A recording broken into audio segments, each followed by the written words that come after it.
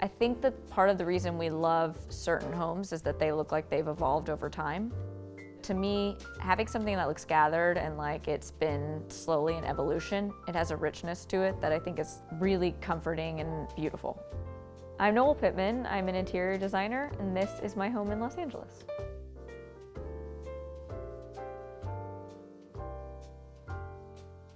So this is a Spanish colonial house from the 1920s, and it's been well maintained, so it holds a lot of its original character, which is part of what I fell in love with when I first saw the house. So this house is really peaceful and it feels calming. So that's probably what I love the most about it, and I attribute a good amount of that to the courtyard.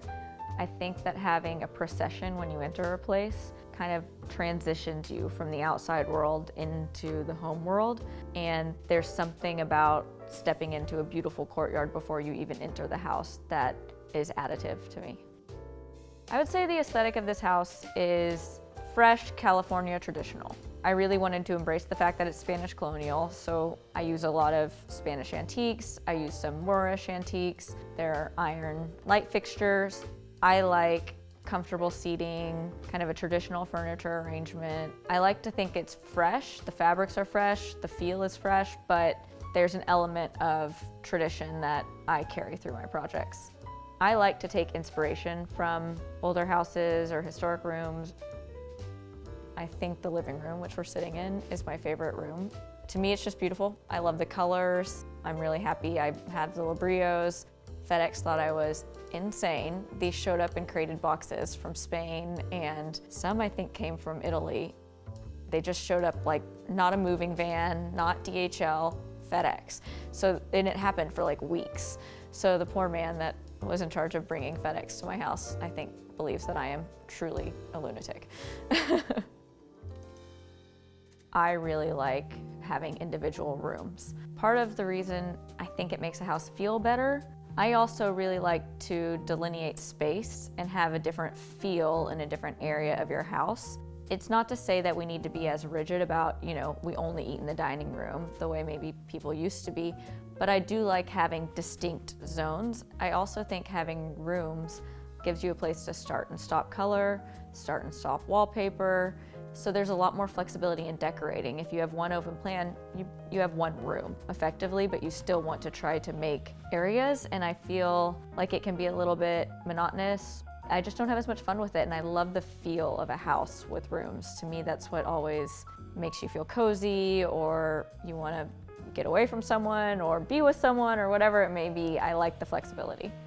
There's something about the climate in LA in and of itself that's inspiring, because so much of what you want to enjoy here is the indoor-outdoor nature of living. So part of what I like to think about is making the landscape and the exterior of the house part of the house. Those are also rooms to use. In terms of decorating my own house, I don't think I'll ever feel finished, partly because I'm always out shopping for clients, and now for a store I have. So I'm sourcing all the time. When I find something that I just fall in love with, I will adjust a room, probably way too much to make it work in that room. So I'm always tweaking, and I really like places to feel fresh. There are so many aesthetics that I like and that I appreciate. And what I learned is that maybe I love them, but I don't want to live with them. So there were certain kind of looks or things I wanted to do that once I lived with it for a couple of months, decided was not actually me.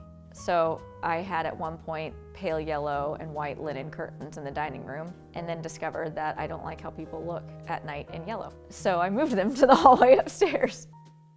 This was my first venture into landscaping or gardening. Luckily, my mom is a really, really talented gardener and knows a lot about plants. So I thought a lot about how I wanted it to feel and how I wanted it to look, and I looked at the work of landscape architect Scott Schrader a lot, who I think is super talented, and started thinking about where I wanted beds and whatnot, and then my mom really helped me choose the plant material that would thrive here and give me the look I was after. So there's a lot of tea-creum, there's a lot of lavender, I have agave in the front, and then off of the kitchen I built a fireplace to have an outdoor dining area that would be pleasant at night, because it does get cold. We're in the desert. Mostly, I really liked the look of very soft, overgrown beds with a lot of different colors of green at the same time, so deep green, silvery green, and the idea of creating garden rooms. So it's sort of like a house, delineating the space.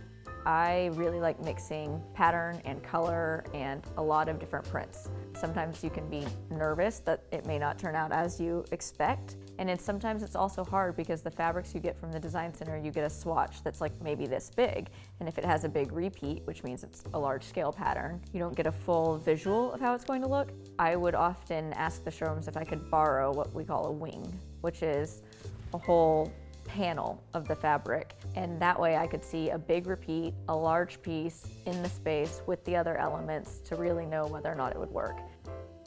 What makes a house a home is the people in the house.